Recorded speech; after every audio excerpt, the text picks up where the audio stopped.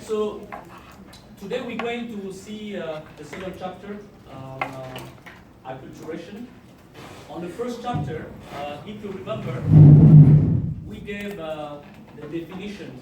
So today we're just going to see the different stages of acculturation, and we're also going to look at the model of acculturation. So there are like kind of two models that I will look at today. And then how do we measure acculturation and the impact on health, all right? But again, like I said, I record this class, so if I go too fast or you didn't get it, you can go on my YouTube page and you can watch it again and take like extra notes. And if you have like some questions or things that were not clear, then you can send me a message, right? So you have different opportunities to get the class right, okay? So we record this and you can send me the messages as well. All right, so last time we gave the definition, but let us start with standard definition of culture. What is culture? Here, what did I put here? Culture, what is it? Values, beliefs, attitude, and practices. I think the key word here is accepted by members of a group or a community. So what does it mean? For example, we are in Korea, everybody agree. When we say accepted, it means everybody is okay that this is the way we say hello. And I say hello, everybody's okay with that. All right? If you go to some places, okay, it might be different. Okay? It's also accepted that, okay, this is the way we speak, this is the way we sit. For example, I remember the first time I came to Korea, I think the same week, we went to a Korean restaurant and I had to sit on the floor, right? It was kind of painful, but it was something that was natural and normal for the Korean people. And here, I emphasize on what? Members of a group or a community. Okay, so we know that, okay, we have this group of people, this is the way they do things, all right? And this is, nothing is strange there. But when a foreigner, somebody who's not part of the community comes, this is when the interesting game actually started. And this is why we'll talk about acculturation. Basically, oftentimes, when we talk about acculturation, we refer to minority group that is kind of adapting to the majority. For example, in this class, we have few foreign students, right, who came to Korea. So a lot of things may be new for them, so they will need time to adjust and adapt, all right? However, it can also be the opposite, because if you have foreign friends or international friends, guys who come from different countries, as you exchange with them, slowly you also learn from them. And there are also things that you learn from them. And I will show you like the stages, all right? And we sometimes talk also about ethnicity or social identity. This is basically what you believe of yourself. You know, I belong to this group, and this is how we do things. So, which group do you identify with? For example, I think last time, as I was talking with a student, we say, okay, I'm a Korean, but I also have an American citizenship. But the question is, who do you identify the most with? Do you feel more American or do you feel more Korean? Right? So how do we know some of those things? We ask like, you know, some basic questions. Like, how do you live every day? Okay? So the definition of acculturation is here. I said it to you guys on the PPT. You know, it looks pretty long, but the key word is adaptation. You know, just for the sake of it, it's a process When I say it's a process, it means it takes time, right? It means it takes time. A process of social, psychological, and cultural change, all right? Even the way you think, the way you do things, things change slowly. And remember on the last lecture, we also mentioned dietary acculturation. So even the food that you eat, your eating habits, things change. Now, it's a blending between cultures. You see, like cultures here, we talk about many cultures, but oftentimes we talk about two cultures here. So the first one is the original or your native culture. So if I take an example, we have a student, for example, coming from India, right? I have a student coming from India, I say, okay, this is his native place, the place where he was born. And now he's in Korea, he's coming to a newly adopted country.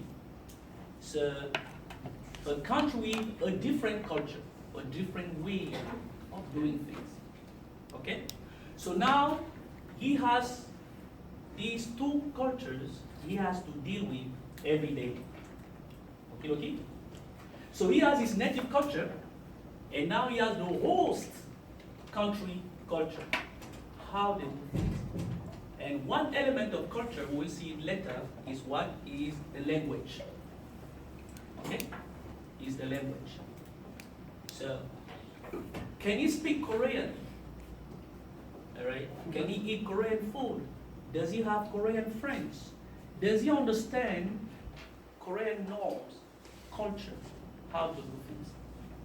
Alright? So, this is what we're talking. This is what we're going to talk. We're going to be talking about today. All right. This mix of two cultures, but it's also possible that these two don't mesh. I mentioned cultural identity. What one is defined, who one is, and what is not. Right. Part of cultural identity is also what I mentioned it on the last lecture. Is also religion. Oftentimes is difficult, to separate both, like religion and culture. Oftentimes is a challenge. Your ethnic, the way you behave, we mentioned that. We often talk about when you mention the food, comfort food. We love kimchi. We miss certain food. I think a student said that he missed cheese, right? Talking about comfort food, food that reminds you home. Right? Your native place. Okay?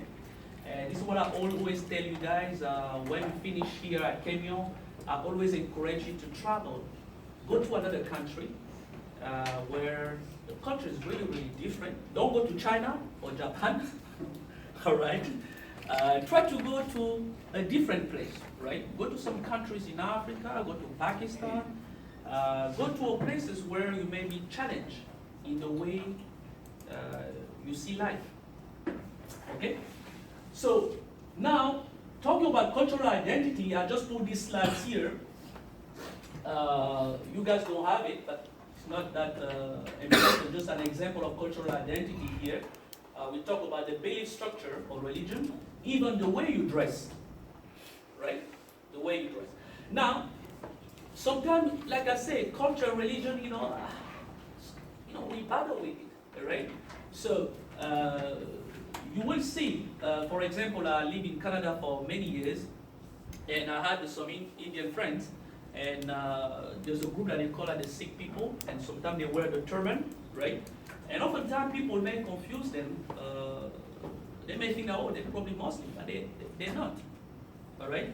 So sometimes there's confusion there. The way we dress, the way I dress, tells me who I am, right? So people express themselves by the way they dress. Just like, oh, this is who I am. This is my cultural identity. Sometimes we don't know if it's religious identity. We go through it, but the key word here is acceptance. Just have to accept people for who they are, because they say this is who they are. All right? So identity is who you are. Okay? And in a graduate class, we see some of these aspects. I give a class on the Korean culture as it moves over time. People in Korea used to often wear the hanbok, right? But today, a lot of you guys don't wear it. Only special occasion, right? So culture is more blended now, even though you've never been in the Western world, but still, the way you dress is almost today uniform. Everybody is almost the same at this time. But still, we have people who identify themselves by the way they dress. Okay. The hairstyle, okay? The hair, the way they carry their hair, maybe they will cover their hair, maybe they will be bald, right? Some parts in the east and southern parts of Africa, a lot of women, they really have very short hair, okay? This is just who they are. And some people may not wear earrings. Some women, they don't wear earrings. And some men actually wear earrings too. So when you see that, it means they define who they are. This is who I am. And of course, what did you say? The type of food that you eat. We mention that all the time. Food that people eat and food that they cannot eat. It doesn't matter what we do. All right? Any question? Good? I'm not speaking too fast, right? Sometimes I get too happy. So, but anyways, you can check on the YouTube channel again. Now, this is the acculturation model. It was very interesting when Mr. John Berry, kind of developed that acculturation model. I live in Canada for many years. He's a professor emeritus professor at Queen's University. I think that he started that based on the observation that they had in Australia with the Aboriginal people, right?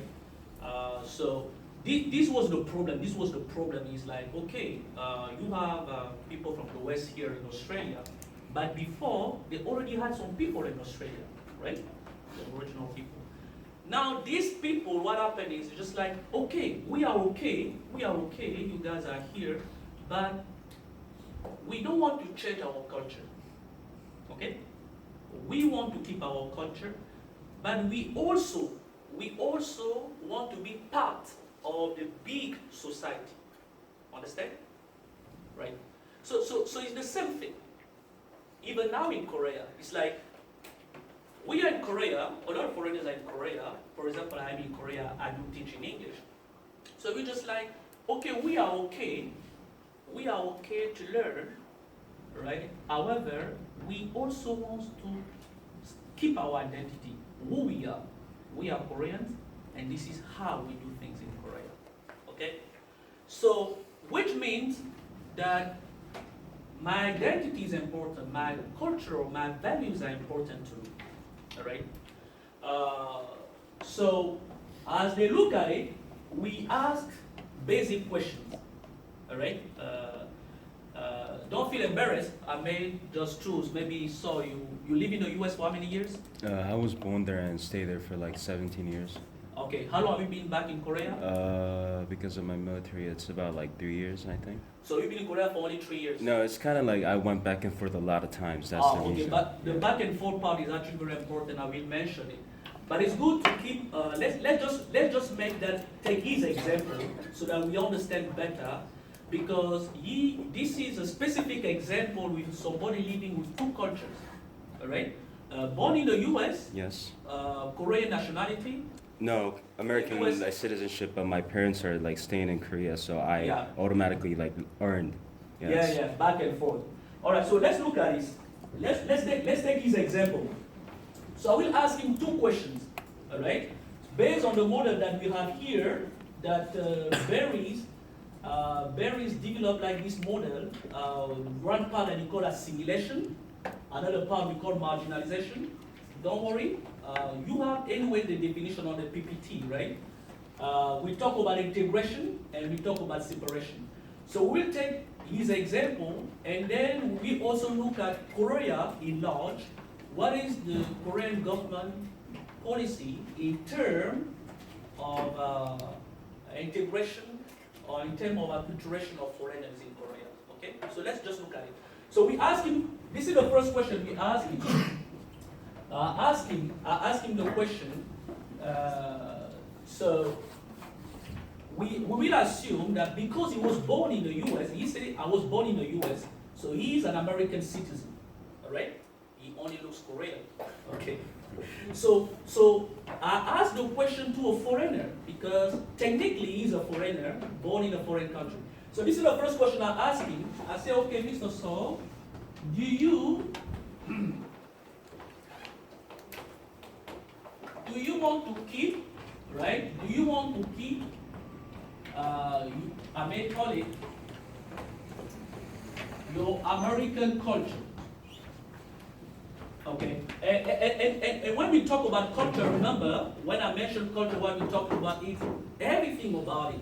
Is the food, the way I dress, the way I live, everything about me, right? Everything that makes me who I am, all right? So this is the first question I asked him. So now, can you answer? Do you want to keep your, now you're in Korea, but do you want to keep your American culture?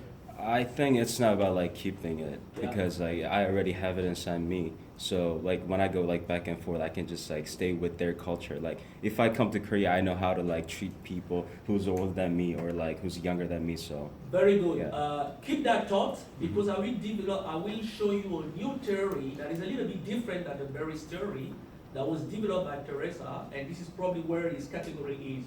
But in the meantime, we may say that because he's American, he's not going to remove everything from it, right? So we're going to put the yes on this one, okay? So the second question is, are you willing to adopt, all right?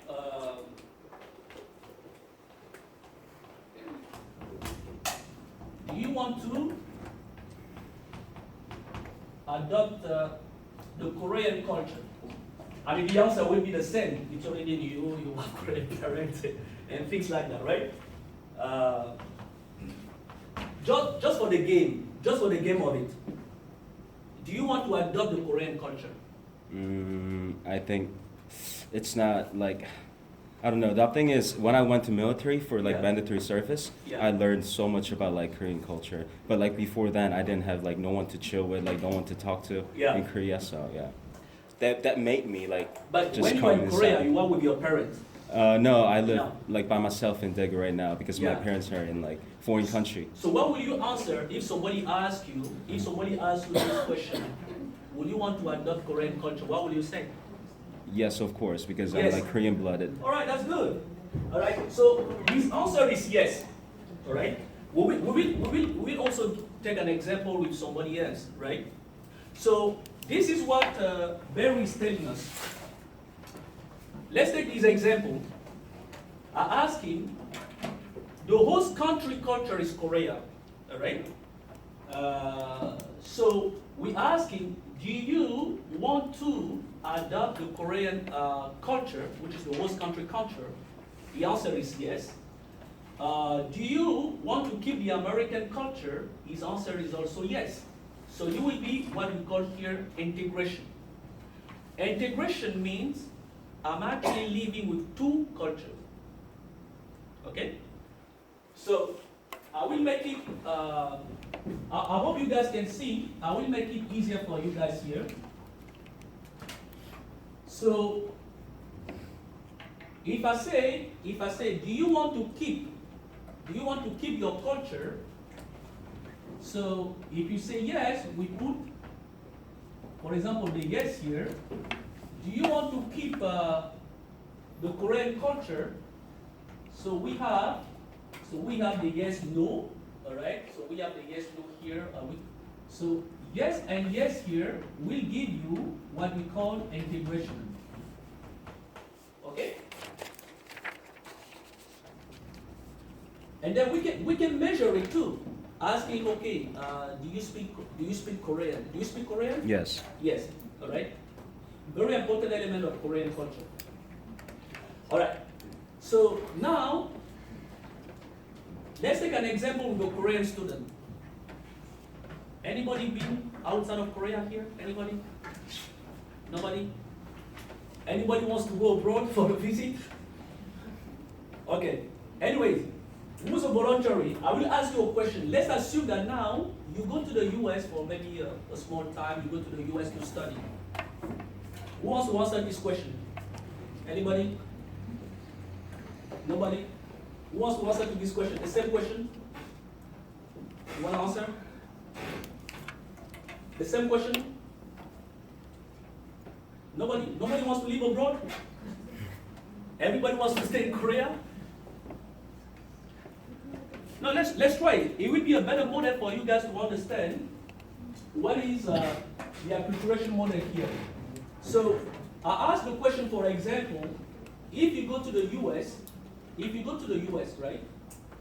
Do you want to keep your culture? Yes, right? So we put yes here. Do you want to adopt the American culture? So let's play the game. Let's play the game and then we say, okay, maybe you don't want to keep the American culture. You don't want to adopt the American culture. Sometimes this is what you have. If you go to the north side, for example, of north side of Toronto, and maybe some part of New York too, you have places, for example, they call Chinatown, right? Even though they live in the host country, everything is done in Chinese, right? A lot of people, especially people who are much older, they do not speak English at all. If you ask them, okay, you speak English, they may not speak it. They want to keep the Chinese culture, they will say yes, right? In that case, there will be what we call separated. When you ask the question, do you want to adopt the American culture or the Canadian culture, they will say no, all right? They will say no here. So here we're going to have separation. Do you want to keep the Korean culture? Yes. Do you want to adopt the new culture? They say no. So they are separated from the group. All right? They only live among themselves. All right? You understand? They live in a foreign country. They speak their own language, they eat their own food, but they don't want to be part of the host country, the host country culture, so they separated. This is what Barry called separation. Now, number 3 here, assimilation. All right? Assimilation here, that was what people were trying to do before. It's actually more effective with children, all right? Basically, assimilation here, you adopt the new culture and you forget about your own culture, right? So you are Korean, okay, you go to the US, everything about Korean culture is finished with you. So from today, you are American. This is what we call assimilation. All right. So your native culture is difficult, right? However, it's much easier with children. When children come into a new country, they just learn the language very fast, and then they just become part of it. Okay. Now, marginalization. This concept is a little bit more complicated. Is when you have no in both cases, where a person doesn't see himself as Korean, and he doesn't see himself as American. So basically, he's on his own. The little joke about it is we often think that people who create marginalization, maybe they may have some mental state problem. This is why acculturation is a big subject in psychology and psychiatry, right? But it's important that we study it. So this was very model of acculturation here. So, like I told you, the definitions are here, all right? What I just explained, you can just go through your PPT. The questions that I ask are very important. On the exams, I will ask you similar questions. I will give you a typical example, and you should be able to tell me in which category the person is. Understand? So you should have played the game with me. It's good to play the game so that you understand better. All right. When you see a situation, when you ask basic questions, it gives you an idea if this person is integrated, assimilated, marginalized, or separated. Okay, okay? Good? All right, so you have this definition on your PPT, and we'll just go over it. Now, I would like to talk about Teresa Francois' model. What she said is, we just saw what Brice did, and this is why I will be coming back to you, all right? She created a new system where it's like alternative, you know. Basically, what is happening here is, if you are with Koreans, you act like Korean, all right? And when you are with American, just American. So she based it on what we call back and forth. Is it your case? Yes. Exactly. This is what I told you. Hold on a little bit, all right? And I think her theory actually makes a lot of sense with a lot of people. Okay. You know, it just means that okay. Now I'm with Korean. This is what we do. We speak in Korean. We do everything like Koreans, right? And when I go back home, or when I'm with people in my community, I'm just like them. I just do what they do, all right? It's very, very close to the integration as well. I don't see much difference, but she's explaining that the person is just going back and forth, you know, back and forth, and you know, able to adapt in both culture easily. Okay, okay. Is it complicated? Again, like I said, we record this, and number 2, you have the PPT, and if it's not clear, come to my office or send me a message. All right? Okay, so now you also have this definition here, very simple definition of acculturation here. I put here adaptation, right? We talked about it on the last lecture. We have to adapt or adopt to the new culture. Bicultural, in this case, for example, bicultural here, you live in 2 cultures, you have 2 cultures. And we have it more and more in Korea. I don't know if you will have a chance to look at it, but I wrote some papers, the problem of depression among foreign women in Korea. Many foreign women, mostly from Philippines, from Cambodia, from Vietnam, they get married to a lot of Korean men, and so their children are bicultural. They live in both cultures, even though the woman seems to suffer the most problem of acculturation on it. So I wrote some papers on it. You can check it out. The problem of depression among these women, because it's a very important subject, acculturation and health, right? How the acculturation process can affect the health of people, all right? So we can look at it. Assimilation, we mentioned it. Ethnocentric, you are using your own values to evaluate the behavior of others. Basically, okay, this is my culture, that's the way we are, and then we may just decide how other cultures are. And no relativism, you are assuming that all cultural values have equal validity. And I think this is how most young people think today, right? Most young people today are very open-minded and just like, oh, okay, this is your culture, everything is just kind of smooth, everything is just kind of rolling. Prejudice, hostility directed toward a person of a different cultural group is kind of a form of a discrimination. We will see that a little bit in a few minutes, even when we gave the example of segregation in South Africa a couple of years ago, even in the US to some extent, for many years. All right, so this one is just a repeat.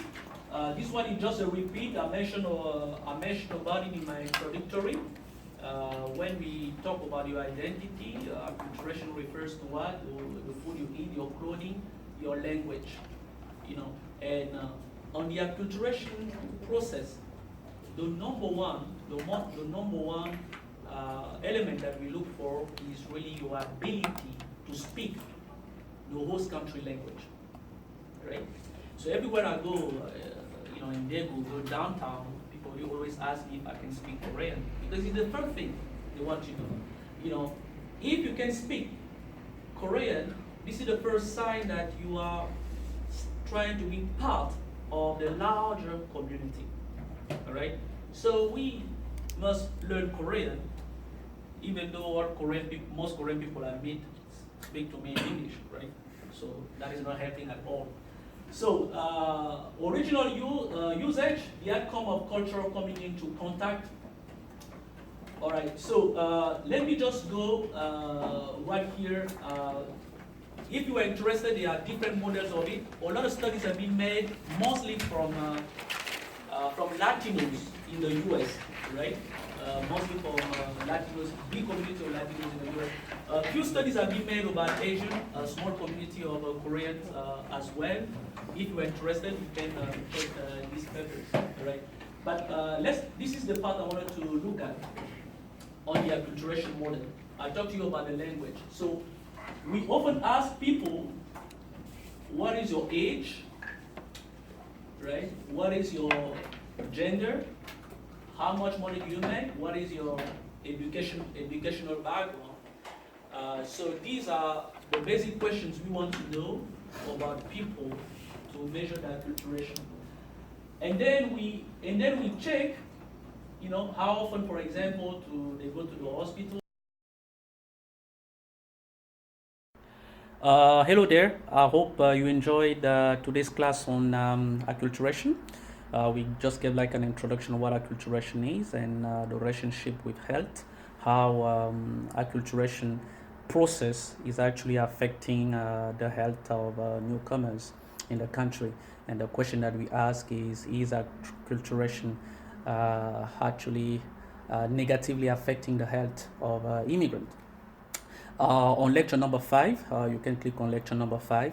We will be looking at traditional medicine versus what we call today modern medicine.